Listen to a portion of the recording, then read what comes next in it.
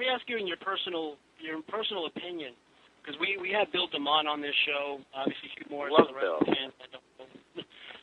Yeah, and we asked him, about Chris Benoit. Do you think that his legacy for DVDs and future, WWE 24/7, should they delete those kind of things because of what happened, or should they leave them on for fans that might want to even check it out? Well, I mean, do you think fans will? Do you think it'll work? I mean, do you think it's working? Do you have any good? Have all your good memories of Chris Benoit been erased from your mind? Do you remember anything positive about him? I sure do. Absolutely, I do. Absolutely. And I think it's not for the workers that work with him. We had a show last week. That is simply a publicity ploy in my mind for them to cover their own ass and think, you know what? Hey, let's put sand back over these tracks after we've tracked all over the desert.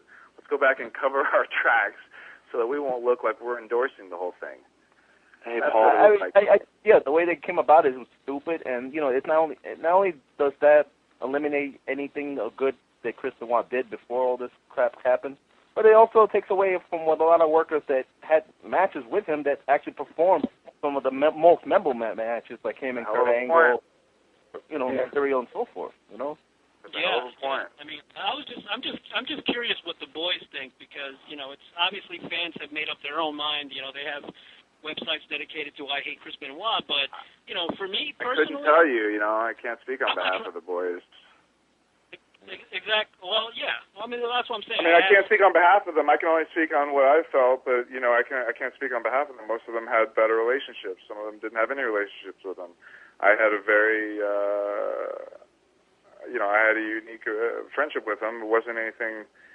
I'm not going to say it was this great friendship. We called each other or anything like that, but he definitely was a big influence on me. Definitely helped me out. Definitely gave me tremendous amounts of advice, which I still use to this day, and was just a real motivating aspect, especially when there were times when I was down and just thinking like, Jesus, like I need to see some light here. Like I'm really down in the doldrums.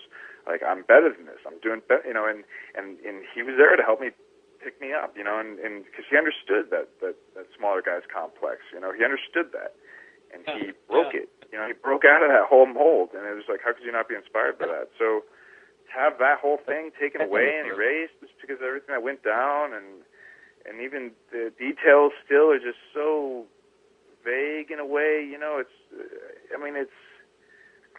no way of anyone really knowing.